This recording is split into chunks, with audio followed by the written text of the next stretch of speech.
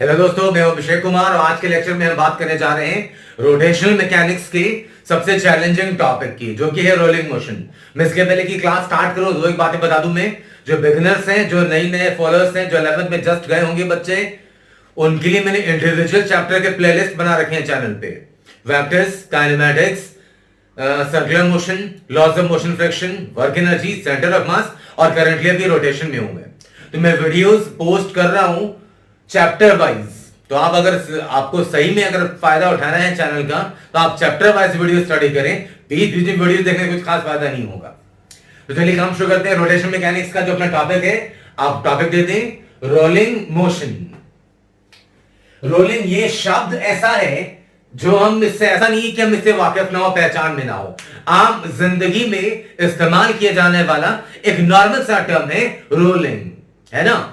तो आइए सबसे पहली बात की, जो बॉडीज रोल करेंगी उन बॉडीज का शेप कैसा होना चाहिए? स्फेरिकल। सबसे पहली बात जो बताई मैंने, चक्का रोल करेगा, व्हील रोल करेगा, ढक्कन बॉटल का रोल करेगा, है ना। ये मार्कर ये रोल करेगा, स्फेरिकल शेप इसका भी है। तो जो स्फेरिकल शेप की बॉडीज हैं वही रोल करेंगे सर। मतलब कि rolling is possible, rolling is possible for spherical shaped bodies.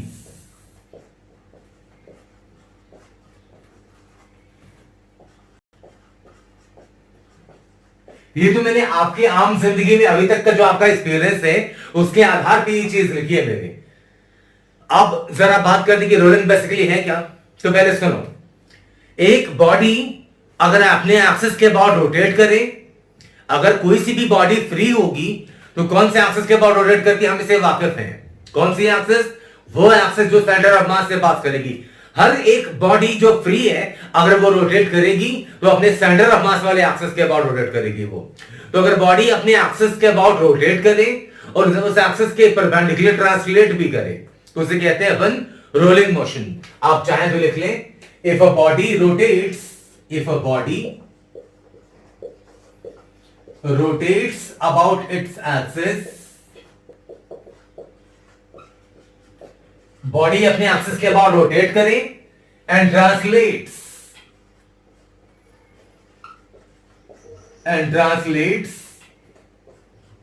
perpendicular to the axis, then it is known as rolling motion. Then it is known as rolling motion.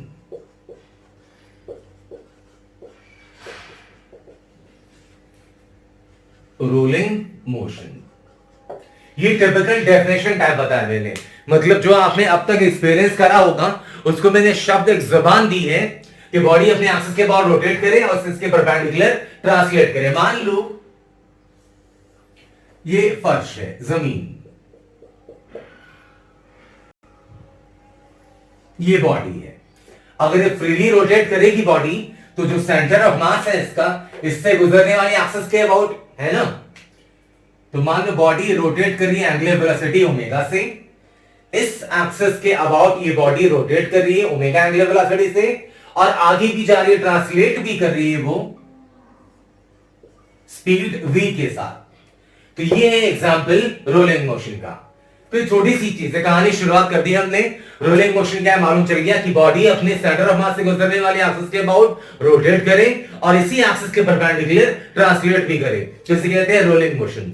तो start किया हमने, तो starting में rolling motion के 3 kinds हैं। एक जो है बहुत पॉपुलर है, जो हमें पढ़ने को मिलेगा, लेकिन हम जानना चाहिए तीनों के बारे में, तो थोड़ी सी चर्चा करते हैं। बनाओ, आप जरा ध्यान से देखना, जरा ये जो लोएस्ट पॉइंट है, पॉइंट ऑफ कॉन्टैक्ट जिसे कह सकते हैं ना। अगर आइडियल शेप की बॉडीज, आइडियल स्फीयर है तो पॉइंट ऑफ कांटेक्ट एक ही होगा। लेकिन अब प्रैक्टिकली देखते हैं अपन की चक्का जब गाड़ी की चल रही होती है तो बस एक पॉइंट पे टच में नहीं होता, वो हल्का सा दबा होता है, मल्टीपल होते हैं पॉइंट ऑफ कांटेक्ट। मैं आइडियल केसेस की बात कर रहा हूं कि आइडियल केस में एक पॉइंट होगा इस पूरे स्फीयर का। स्फीयर हो सकता है, रिंग हो सकती है, डिस्क हो सकता है, semi circular, sorry circular wire, कुछ भी हो सकता है। स्फेरिकल शेप की बॉडी होनी चाहिए, एक होगा पॉइंट ऑफ कांटेक्ट। तो अगर ये बॉडी रोटेट नहीं करती तो पूरा सिस्टम v वेलोसिटी से आगे जाता। ध्यान से देखना, मैं लॉजिक बता रहा हूं आपको। अगर ये रोटेट नहीं करती बॉडी, v वेलोसिटी से आगे बढ़ती आती, तो इसके जितने भी पॉइंट्स है सब के सब v वेलोसिटी से बढ़ते आगे। तो बड़ी जाहिर सी बात है कि जो पॉइंट ऑफ कांटेक्ट है आपका, ये भी v वेलोसिटी से आगे जाता है ना।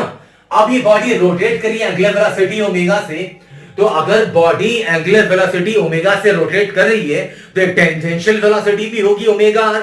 इसकी चर्चा हमने डिटेल में करी है सर्कुलर मोशन के दौरान।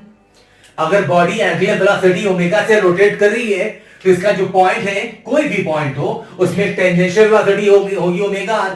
तो ये जो पॉइंट ऑफ कांटेक्ट है ओमेगा r किधर मिलेगा आपको, इस तरफ। तो इसमें पॉइंट ऑफ कांटेक्ट में ओमेगा r, अगर मान लो बॉडी का रेडियस r है फॉर एग्जांपल, ये जो रेडियस है बॉडी का, ये मान लो मैं r, तो एक टेंजेंशियल वेलोसिटी होगी ओमेगा r।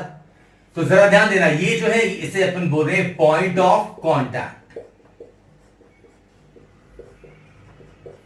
ध्यान देना, पॉइंट ऑफ कांटेक्ट में एक फॉरवर्ड डायरेक्शन में वेलोसिटी v और टेंजेंशियली पीछे की तरफ कितनी, ओमेगा r। तो रोलिंग का डेफिनेशन तो समझ गए आप। रोलिंग की 3 कैटेगरीज है बेसिकली। पहला, rolling with skidding forward, rolling with skidding forward.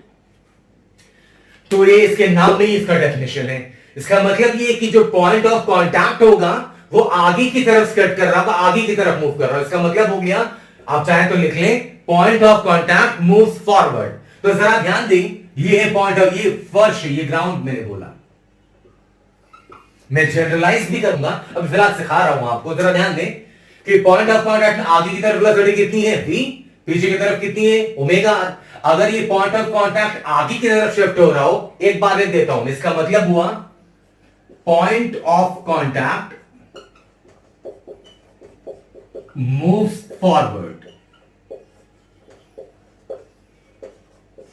Point of contact अगर आगे की तरफ मूव कर रहा हो, ये जो पॉइंट ऑफ कांटेक्ट है, तो इसे कहते हैं रोलिंग विद स्किडिंग फॉरवर्ड। तो आप जरा देखिए, पॉइंट ऑफ कांटेक्ट में आगे वेलोसिटी v, पीछे ओमेगा r। तो अगर आगे स्किड कर रहा है, पॉइंट ऑफ कांटेक्ट आगे की तरफ शिफ्ट हो रहा है, तो जाहिर सी बात है कि v की वैल्यू जो है ओमेगा r से ज्यादा होगी। तो रोलिंग विद स्किडिंग फॉरवर्ड का मतलब हो गया v is greater than omega r। ये हर जगह वैलिड नहीं है मेरे भाई, ये वैलिड तभी है जब रोलिंग बॉडी जो है वो कहां पे है, ग्राउंड प्लेन पे, मतलब जो जिस सरफेस पे है वो रेस्ट में है वो सरफेस। इसलिए बोला मैंने कि इसको जनरलाइज कर दूंगा थोड़े बाद, स्टार्ट के हमने थोड़ा बेसिक फंडे बना ले। तो रोलिंग विद स्किडिंग फॉरवर्ड का मतलब जहन में आए, तो अगर ग्राउंड की बात करें तो v greater than omega r, और रोलिंग विद स्किडिंग फॉरवर्ड की बात हो मतलब पॉइंट ऑफ कांटेक्ट आगे की तरफ शिफ्ट हो रहा होगा। सेकंड है rolling with skidding backward. Slipping भी शब्द इस्तेमाल होता है बहुत जगहों पर, स्किडिंग की जगह slipping forward, slipping backward. Rolling with skidding backward, rolling with skidding backward. इसका मतलब हो गया, डेफिनेशन यहीं से आप कॉपी पेस्ट कर सकते हैं। पॉइंट ऑफ कांटेक्ट आगे मूव कर रहे हैं तो वह रोलिंग विद स्किडिंग फॉरवर्ड। अगर पॉइंट ऑफ कांटेक्ट पीछे की तरफ जा रहा है मतलब ये रोलिंग विद स्किडिंग बैकवर्ड, ये स्लिपिंग बैकवर्ड, स्लिपिंग भी बोलते हैं वो। तो आप चाहे तो लिख सकते हैं यहां पे point of contact moves backward. जरा ध्यान दो, फिर वही कहानी, ओमेगा पीछे की तरफ पॉइंट ऑफ कांटेक्ट की वेलोसिटी, आगे की तरफ v। अगर ये पीछे की तरफ शिफ्ट हो रही मतलब ओमेगा r v से बड़ा है, या दूसरे शब्द में बोलूं कि v ओमेगा r से छोटा है, तो आ गया ओमेगा r। इसका मतलब हो गया omega r greater than v बोले, पीछे की तरफ वेलोसिटी ज्यादा होगी तभी पीछे स्लाइड करेगा। या फिर इसे आप बोल सकते हैं उल्टा करके, आप उल्टा करके लिख दो ऐसा, तो v लेस देन ओमेगा। ये रोलिंग विद स्किडिंग बैकवर्ड, ये दो केसेस भी पढ़ने को मिलेंगे हमें, ऐसा नहीं है। लेकिन अब आएगा अपना hero, pure rolling. Rotational mechanics में प्योर रोलिंग की स्टेटस एक स्टार, एक सेलिब्रिटी की है। ये दो केसेस भी काफी मिलेंगे देखने को, लेकिन प्योर रोलिंग जेई ने बहुत बार पूछा है। आइए पहले मैं आपको बेसिक डेफिनेशन बता दूं कि है क्या, और इसका अंदाजा शायद से आपको आ गया हो। पॉइंट ऑफ कांटेक्ट आगे मूव कर रही है तो स्किडिंग फॉरवर्ड, पीछे मूव कर रही है तो स्किडिंग बैकवर्ड, और अगर पॉइंट ऑफ कांटेक्ट रेस्ट में हो तो वो कहलाती है प्योर रोलिंग। मतलब इसका मतलब हो गया point of contact is at rest, point of contact rest में होगी। तो आगे की तरफ वेलोसिटी v, पीछे की तरफ वेलोसिटी ओमेगा r, ये दोनों बराबर हो जाए तो पॉइंट ऑफ कांटेक्ट रेस्ट में हो जाएगा। तो v is equal to omega r। ये तीन कंडीशन, रोलिंग के तीन बेसिक टाइप्स डिटेल में डिस्कशन करूंगा मैं। बहुत से लोग आपको ऐसे मिलेंगे जो रट के रख लेते हैं कि प्योर रोलिंग की बात होगी तो v is equal to omega. रटने की जरूरत बिल्कुल नहीं मेरे भाई। अगर आपको रटना ही है तो दिलो जहन दिमाग में आप एक बात बैठा ले कि अगर प्योर रोलिंग की बात हो रही होगी तो v is equal to omega r। ये इसका मतलब हुआ सिर्फ ग्राउंड प्लेन पे। लेकिन जनरल बात करें अगर तो प्योर रोलिंग की बात होगी मतलब पॉइंट ऑफ कांटेक्ट रेस्ट में होगा। अभी आओ हम इन चीजों को थोड़ा जनरलाइज भी करते हैं। जनरली एनालिसिस हम ग्राउंड प्लेन भी कर रहे होते हैं, इसलिए आपको फ्रीक्वेंटली इस्तेमाल में चीजें नजर आएंगी। लेकिन अगर मान लो ग्राउंड प्लेन की जगह मान लो जो प्लेन है, जो सरफेस है, वो मूव करने लग जाए तो चीजें क्या होंगी, चलो मैं आपको इसकी चर्चा करता हूं, थोड़ी सी बताता हूं। जल्दी से, बहुत कई सारे नोट कर लो आप। अब जरा देखें, कुछ जनरल बातें करते हैं प्योर रोलिंग के बारे में। आइए देखते हैं।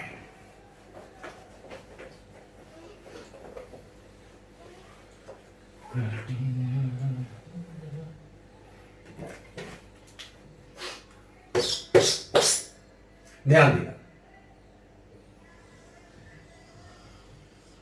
एक बॉडी है, मान लो रेडियस इसकी है r, ट्रांसलेट कर रहा है centre of mass v velocity से। ये मान लो ग्राउंड प्लेन है, ग्राउंड प्लेन। और दूसरी बॉडी ऐसी है, एक केस उठा लिया मैंने, ये रखी बॉडी मान लो किसी प्लैंक पे,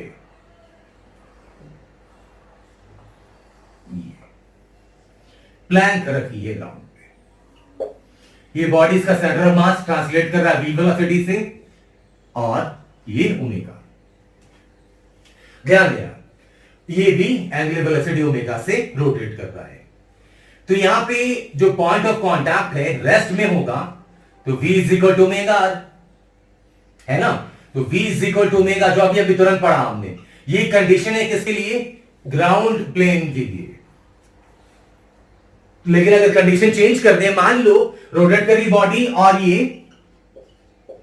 प्लैंक की वेलोसिटी है vp मान लो, तो जरा ध्यान देना, ये वाला जो अगर पूरी सिस्टम इसकी v वेलोसिटी से आगे जा रही है तो इसका ये पॉइंट जो लोएस्ट वाला है वो भी v से आगे बढ़ रहा होगा। ध्यान से देखना जरा, ये v वेलोसिटी से आगे, और अगर ये ओमेगा एंगुलर वेलोसिटी से घूम रही है तो एक ओमेगा r होगी पीछे की तरफ। क्लियर है पॉइंट? ये हमें चाहिए कि पॉइंट ऑफ, हमने अभी क्या पढ़ा कि अगर पॉइंट ऑफ कांटेक्ट रेस्ट में रहेगा तो वही कंडीशन होगी प्योर रोलिंग की। अगर pure rolling condition ground surface पे मिलती है तो v is equal to omega r, कोई परेशानी नहीं है। लेकिन इस बार ग्राउंड सरफेस नहीं है, एक प्लैंक ही है, और प्लैंक भी जा रहा है आगे की तरफ। तो पॉइंट ऑफ कांटेक्ट में आगे की तरफ वेलोसिटी होगी vp, क्योंकि इसके साथ रखा है। तो पॉइंट ऑफ कांटेक्ट में फॉरवर्ड डायरेक्शन में कितनी वेलोसिटी होगी, ध्यान से देखना क्या बता रहा हूं मैं। ये जो पॉइंट ऑफ कांटेक्ट है इसकी फॉरवर्ड डायरेक्शन में वेलोसिटी कितनी होगी, v फॉरवर्ड पूछ रहा हूं ना, v माइनस ओमेगा। और ये वेलोसिटी अगर प्लैंक के वेलोसिटी के बराबर हो जाए, जैसे मान ले कि ये बॉडी, ध्यान से देखना, ये ऊपर वाली बॉडी और नीचे वाली बॉडी दोनों सेम स्पीड से अगर जाएंगी तो इनके बीच में स्लिपिंग नहीं होगी, है ना। तो ये इसके रेस्पेक्ट में रेस्ट में होगा। अगर ऊपर वाली बॉडी 10 मीटर से जा रही है, नीचे वाली भी 10 मीटर से जा रही है, तो ऊपर वाली बॉडी नीचे वाले के रेस्पेक्ट में क्या होगी, रेस्ट में, है ना। अगर वेलोसिटी है ऊपर वाले की 5, नीचे वाले की 10 है तो फिर स्लिपिंग होने लगेगी। जबकि हमने अभी क्या पढ़ा कि प्योर रोलिंग का केस हो तो स्लिपिंग नहीं होता, स्किडिंग नहीं होता, पॉइंट ऑफ कांटेक्ट रेस्ट में होगा। तो रोटेशन की वजह से ओमेगा पीछे, ट्रांसलेशन की वजह से v आगे। तो ये जो पॉइंट ऑफ कांटेक्ट है आपका, इसकी फॉरवर्ड डायरेक्शन में स्पीड कितनी हो गई, v माइनस ओमेगा। और ये पॉइंट ऑफ कांटेक्ट इसके साथ रखा है, तो अगर ये v माइनस ओमेगा इस प्लैंक के वेलोसिटी के बराबर हो गया तो इसका मतलब कि पॉइंट ऑफ कांटेक्ट और इस प्लैंक के बीच में कोई स्लिपिंग नहीं होगी।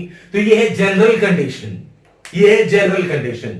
अगर वीपी 0 हो जाए, जिस सरफेस पे बॉडी रोल कर रही होगी, जिस सरफेस पे बॉडी रोल कर रही होगी उस सरफेस की वेलोसिटी 0 हो जाए तो क्या मिल जाएगा, v minus omega R is equal to 0, v is equal to omega R, जो आपको पहुंचा देगा सीधा यहां पे, है ना। तो अपने जहन में इस बात को उतार ले कि पॉइंट ऑफ कांटेक्ट अगर रेस्ट में रहा तो वो है pure rolling. Point of contact आगे मूव कर रहा है तो स्केटिंग फॉरवर्ड, पीछे जा रहा है तो स्केटिंग बैकवर्ड। ये थोड़ी थोड़ी चीजें जल्दी से आप नोट कर ले। एक थोड़ा सा इलस्ट्रेशन देता हूं मैं, ये चेक करने के लिए कि आपको रोलिंग के फंडे कितने समझ में आए। जल्दी से नोट कर लो।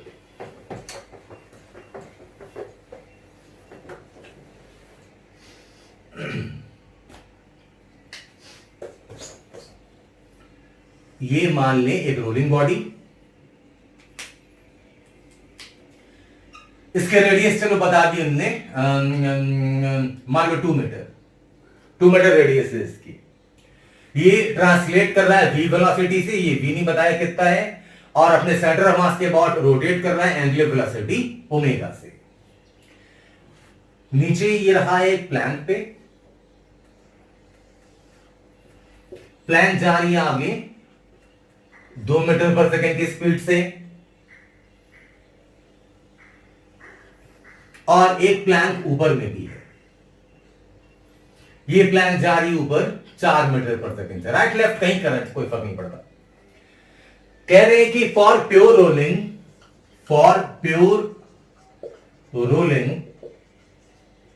Find v and omega.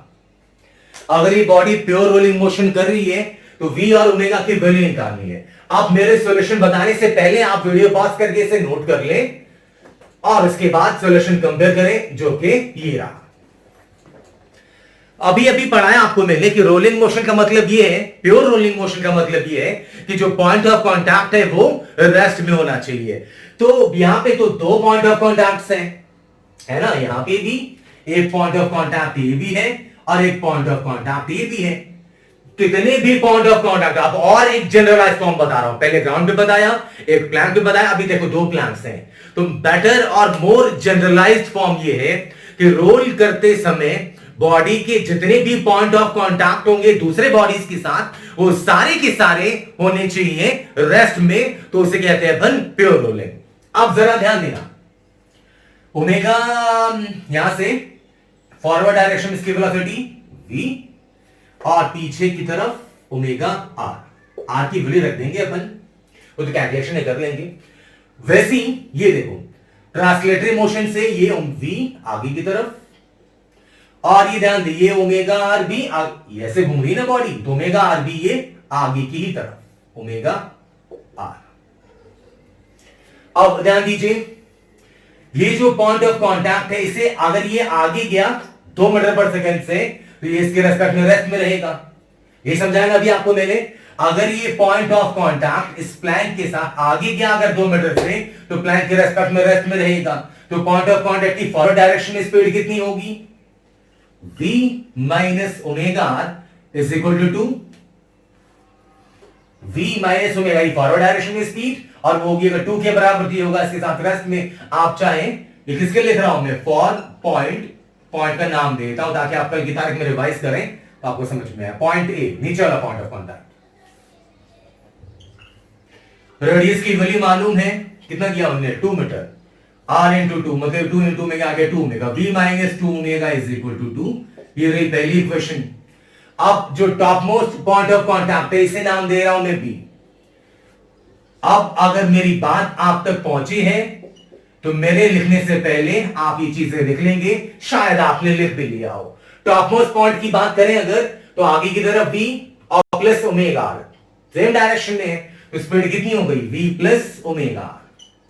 और ये स्पीड अगर प्लैंक की स्पीड के बराबर हो जाए तो ये b पॉइंट ऑफ कांटेक्ट और प्लैंक के बीच में स्लिपिंग नहीं होगी, रेस्ट में रहेगा इसके रेस्पेक्ट में। ओमेगा आर की वैल्यू रख दें, आर की वैल्यू 2 रख दोगे तो आ गया v plus 2 omega is equal to 4। कितने अननोन टर्म्स है अपने पास? दो। बॉडी की वेलोसिटी और ओमेगा दो चाहिए। इक्वेशंस कितने आ गए? दो। तो ये सॉल्व करने का पार्ट, ये आपकी जिम्मेदारी, आपके हिस्से, वो सॉल्व करके पी और ओमेगा की वैल्यू निकाल दो। तो हमने स्टार्ट किया अभी रोलिंग, हमने आपको रोलिंग के टाइप्स बता दिए और प्योर रोलिंग की कुछ कंडीशंस बता दिया। अब हम चैप्टर को बढ़ाते हैं आगे। बहुत सारी चीजें आने वाली हैं, वीडियो बहुत सारी चीजें नोट कर लें, सारा देख लो क्या पढ़ा हमने, और अभी बहुत से फॉर्म से उसकी चर्चा करते हैं।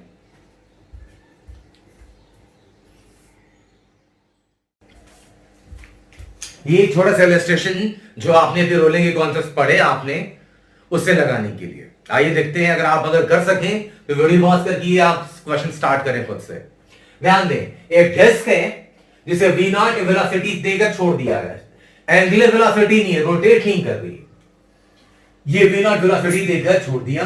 तो सवाल ये पूछ रहे हैं कि कितने टाइम के बाद ये प्योर रोलिंग स्टार्ट करेगी, और जब ये प्योर रोलिंग स्टार्ट कर देगी ये, उस वक्त स्पीड कितनी होगी?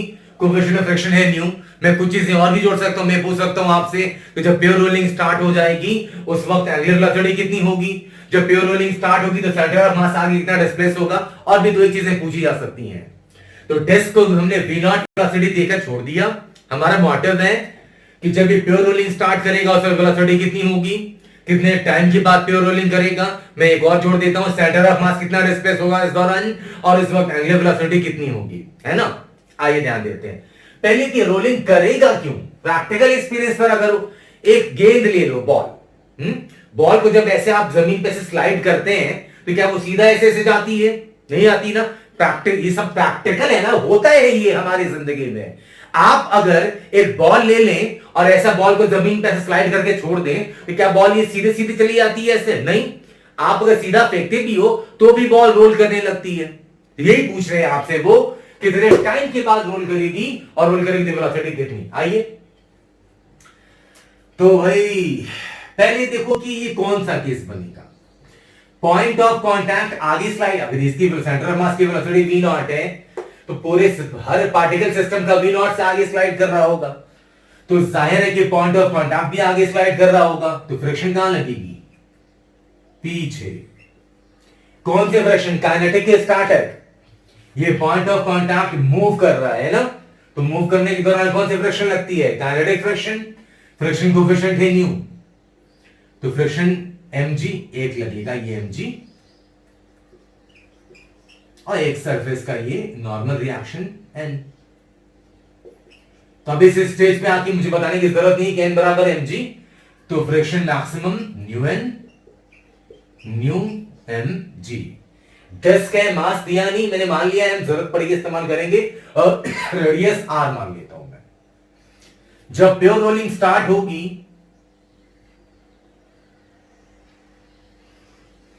उस वक्त मान लो वेलोसिटी हो जाती है v और एंगुलर वेलोसिटी हो जाती है ओमेगा। ये है eight the time of pure rolling, ये है एट द टाइम ऑफ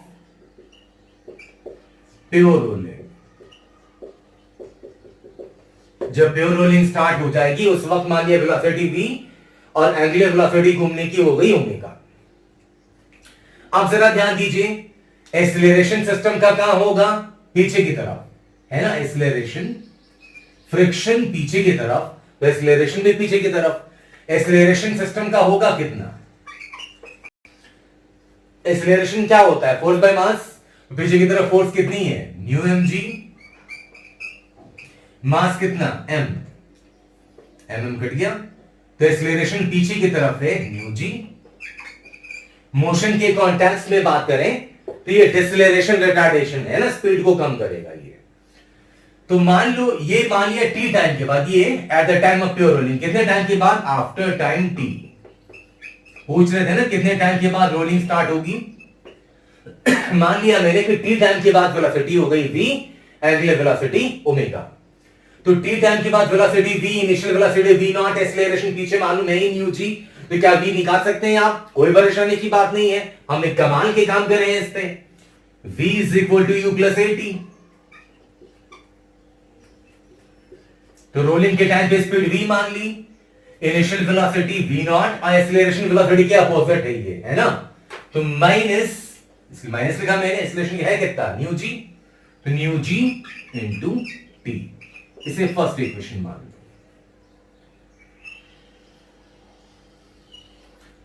अब आपके मन में सवाल अगर उठा ऐसा कि हम बॉडी बॉल लेते हैं और सीधा ऐसे फेंकते हैं तो ये घूमने कैसे लगता है, तो इसका जवाब इस डायग्राम में है, गौर करें जरा। पहले बताओ बॉडी कौन से एक्सिस के बाद रोटेट करेगी, फ्री है बॉडी, कहीं हिंज नहीं करा हमने, तो वो सेंटर ऑफ मास वाले एक्सिस के बाद रोटेट करती है। क्या mg का टॉर्क होगा, नहीं, सेंटर ऑफ मास से पास कर रहा है, हमने टॉर्क वाले में पढ़ा था।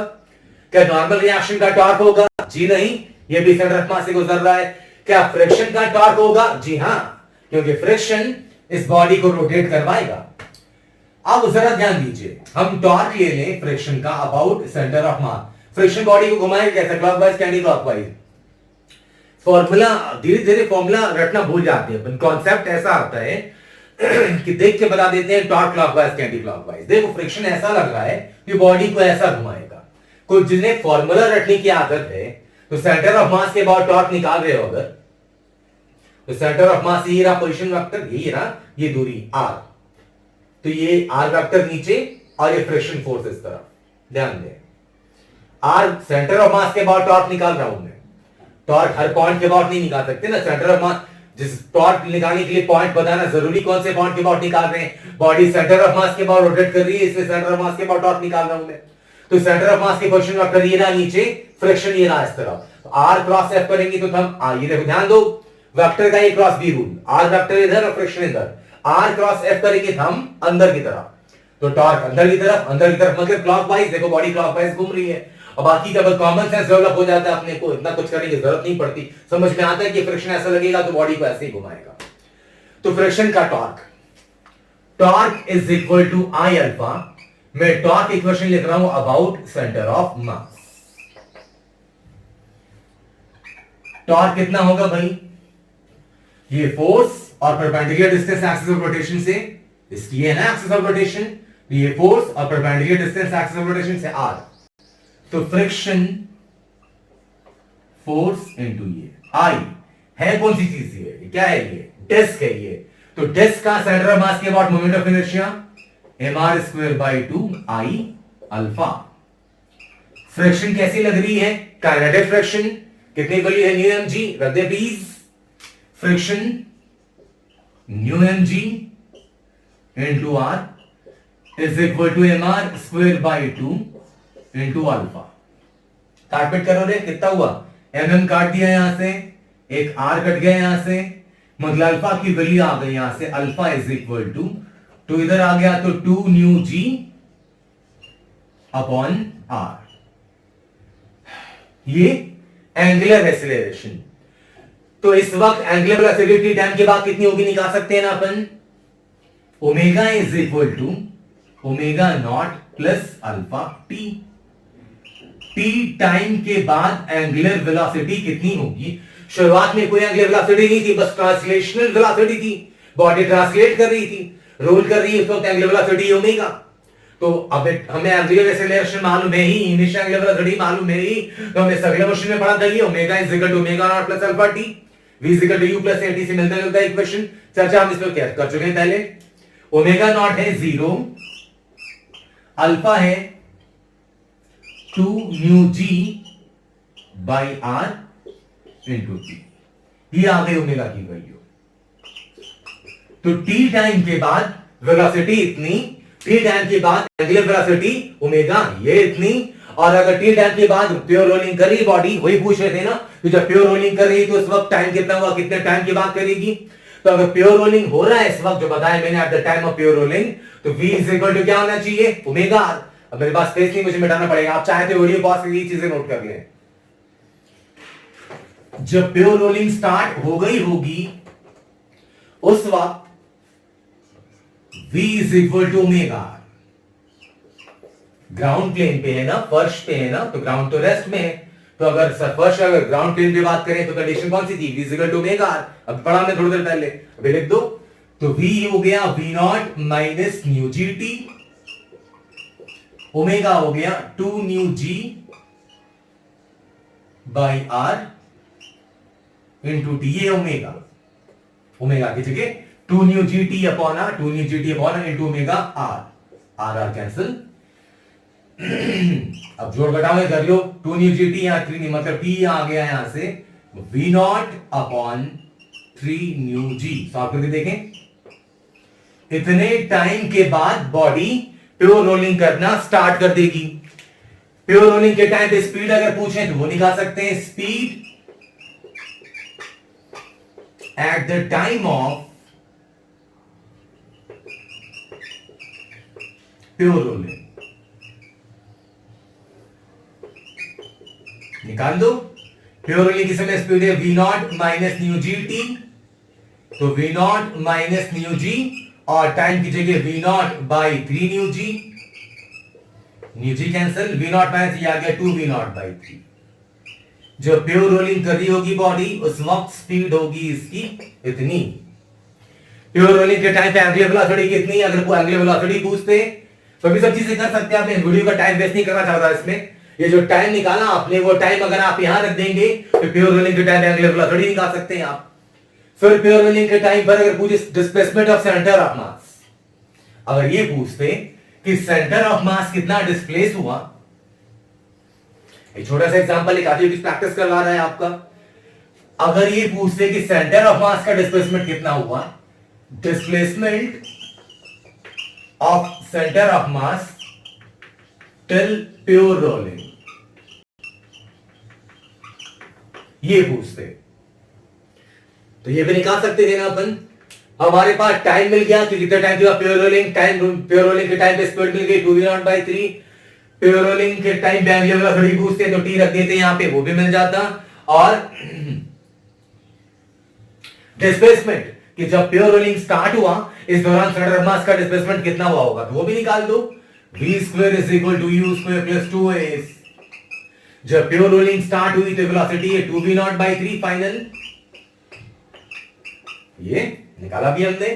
इनिशियल की वेलोसिटी v नॉट, तो v नॉट स्क्वायर, एक्सीलरेशन की जगह माइनस न्यू जी और डिस्प्लेसमेंट s। तो यहां से आप सेंटर ऑफ मास के डिस्प्लेसमेंट भी निकाल सकते हैं। तो हमने प्योर रोलिंग मोशन की पूरी एक सर्जरी कर डाली यहां पे। तो जो चीजें मैंने आपको इस एग्जांपल के जरिए समझानी चाहिए वो बस एक झलक है जो चीजें आने वाली हैं। ये सेगमेंट, ये टॉपिक बहुत ही ज्यादा बड़ा है और बहुत ही शिद्दत से पढ़ने की जरूरत है आपको, तब आप इस कॉन्सेप्ट पे मास्टरी कर सकेंगे। इस सेगमेंट पे रोटेशन में बहुत से लोगों को होती है परेशानी। तो ये क्वेश्चन बना दिया मैंने, रिजल्ट है आपके पास। अब मैं एक डायमेंशन और ऐड करता हूं। इस क्वेश्चन को हम कंजर्वेशन ऑफ एंगुलर मोमेंटम से भी बना सकते थे। याद करें मैंने कंजर्वेशन ऑफ एंगुलर मोमेंटम वाले वीडियो में बताया था कि कहानी शुरू हुई है, अभी बहुत सी चीजें हैं जो अभी आगे देखेंगे आप। अब एक झलक और देखिए, इसी सवाल को हम कंजर्वेशन ऑफ एंगुलर मोमेंटम से भी बना सकते हैं। ये जो चीजें मैं बताने जा रहा हूं आपकी सब चीजें मैं क्लास में बताता हूं, जो मैं वीडियोस में आपको एज इट इज दे रहा हूं। तो बहुत ध्यान से इत्मीनान से देखें, कुछ नोट करना है तो वीडियो पॉज करके सारा नोट कर लें।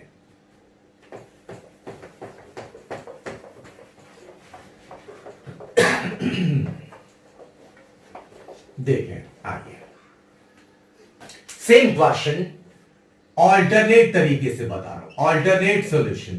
कॉन्सेप्ट कौन सा है? कंजर्वेशन ऑफ एंगुलर मोमेंटम,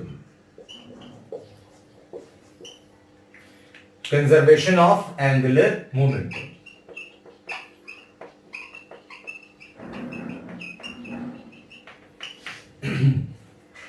जब बॉडी को रिलीज करा हमने उस वक्त वेलोसिटी v नॉट, कोई एंगुलर वेलोसिटी नहीं है, फ्रिक्शन लगेगी पीछे की तरफ, ये फ्रिक्शन, ये लगी फ्रिक्शन। और जब ये प्योर रोलिंग करने लगा उस वक्त वेलोसिटी v और एंगुलर वेलोसिटी ओमेगा, जो कि होगा v बाय r के बराबर, v equal to omega r, v equal to omega, omega equal to v by r। आप जरा ध्यान दें, हमने अभी टॉर्क इक्वेशन लगाई कौन से पॉइंट के अबाउट? सेंटर ऑफ मास के about. Conservation of angular momentum में आपको बताया था मैंने कि अगर कोई एक्सिस ऐसी मिलती है या पॉइंट ऐसा मिलता है जिसके अबाउट टॉर्क जीरो हो, तो टॉर्क अगर जीरो तो एंगुलर मोमेंटम कंजर्व कर सकते हैं अपन, है ना। तो ये चीजें क्वेश्चन से बनाने से, प्रैक्टिस करने से डेवलप होंगी। मैंने आपको बना बनाया अभी यहाँ पे दिया है, लेकिन अब आपको प्रैक्टिस करेंगे तो चीजें और आएंगी आपके अंदर। ध्यान दो, ग्राउंड के प्लेन से का कुल ये सिर्फ बोलते हैं वो पॉइंट ऑफ कांटेक्ट, किताबों में बोल देते हैं कि पॉइंट ऑफ कांटेक्ट के अबाउट एंगुलर मोमेंटम कंजर्व है। हो सकता है जो मैंने बोला आपको समझ में ना आ रहा हो, एक सेकंड होल्ड करके सुनना, मुझे ध्यान सुनना, फिर एंड में समझ में आएगा। किताबों में बोल देते हैं कि पॉइंट ऑफ कांटेक्ट के अबाउट एंगुलर मोमेंटम कंजर्व है। जी नहीं, ये पूरा सत्य नहीं है। इस पूरे लाइन पे आप कोई सा भी पॉइंट चूज कर लें, हर पॉइंट के अबाउट एंगुलर मोमेंटम कंजर्व है। क्यों? क्योंकि देखो बॉडी रोटेट कौन से पॉइंट के अबाउट कर रही है? सेंटर ऑफ मास के अबाउट। तो mg और नॉर्मल रिएक्शन, इसका टॉर्क तो होगा नहीं। और अगर मान लो ग्राउंड पे कोई सा भी पॉइंट चूज कर लोगे, तो फ्रिक्शन तो वहीं से गुजरेगी। आप कोई सा भी पॉइंट चूज कर लेंगे ग्राउंड पे, कोई सी भी पॉइंट चूज कर लेंगे तो फ्रिक्शन तो वहीं से गुजरेगी। तो फ्रिक्शन का टॉर्क क्या हो जाएगा? 0। mg का m का टॉर्क तो 0 है ही, और यहां पे फ्रिक्शन का भी टॉर्क हो जाएगा 0, है ना। तो एंगुलर मोमेंटम उस पॉइंट के अबाउट कंजर्व कर सकते हैं। तो कोई सा भी पॉइंट ले लो, L इनिशियल बराबर L final. Initial angular momentum is equal to final angular momentum. किस पॉइंट के about? About any point on the ground. Ground के अबाउट किसी भी पॉइंट पे, पॉइंट ऑफ कांटेक्ट भी हो सकता है, वो भी तो ग्राउंड पर ही है।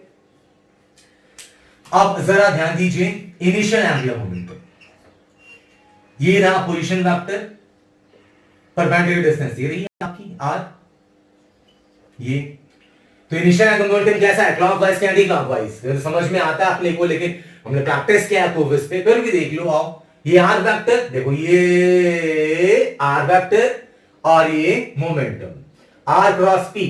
फिर से देखो, ये पोजीशन वेक्टर ही लिया मैंने यहां पर, r वेक्टर और ये मोमेंटम वाला p। r क्रॉस p कहां आ रहा है? अंदर की तरफ, है ना। तो m v not linear momentum और परपेंडिकुलर डिस्टेंस एक्सिस से यहां से लिया अगर हमने, तो परपेंडिकुलर डिस्टेंस ये हो गया r, m v not r। और जब रोटेट करने लगेगी बॉडी तो सेम पॉइंट के अबाउट लोगे अगर, ये ध्यान से देखना, पूरे कॉन्सेंट्रेशन के साथ देखेंगे, समझ में आ गया तो इतना डायग्राम बनाने की बार बार जरूरत नहीं पड़ेगी आपको। ये यहां से इसी पॉइंट के अबाउट परपेंडिकुलर डिस्टेंस रोटेशन वाले एक्सिस पर भी वही है r, तो बताने की जरूरत नहीं कि ये हो गया m v r, और रोटेट भी कर रही बॉडी कौन से एक्सिस के अबाउट? सेंटर ऑफ मास के अबाउट, तो plus i c m omega, p हो गया m v not r plus m v r, i c m मतलब हो गया m r square by 2 disc है, और ओमेगा प्योर रोटेशन कर रही है तो ओमेगा इज इक्वल टू क्या हो गया? v by r।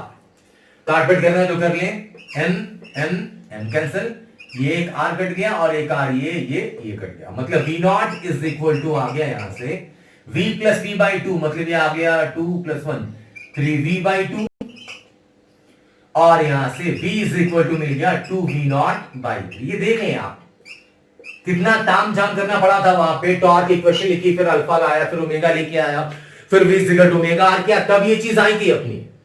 और यहां पे आप देख सकते हैं कि एंगुलर मोमेंटम कंजर्व करा मैंने, कॉन्सेप्ट था, सिखाने में 2-4 मिनट लग गया होगा, तो एक बार आप सीख गए तो आप तुरंत से स्ट्राइक कर सकते हैं आप ये। तो v is equal to v naught, मतलब जिस वक्त प्योर रोटेशन हो रही होगी, सॉरी प्योर रोलिंग हो रही होगी, उस वक्त वेलोसिटी होगी इतनी, कितने अब उसके बाद कहानी पूरी वही है, कितने टाइम के बाद टाइम पूछेंगे, v बराबर u प्लस at करके टाइम जिसने निकाला था वो तो वैसे निकाल लोगे। डिस्टेंस सेंटर मास कितना ट्रैवल करेगी, तो v स्क्वायर बराबर u स्क्वायर प्लस 2 है, उससे निकाल लोगे।